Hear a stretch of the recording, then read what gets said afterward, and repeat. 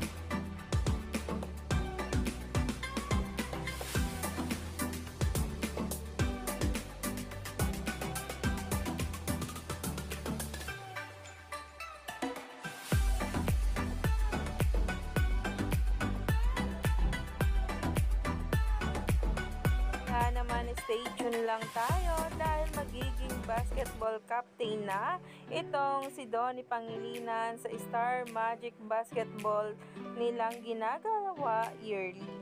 Umani nga agad ito ng samot-saring komento sa social media.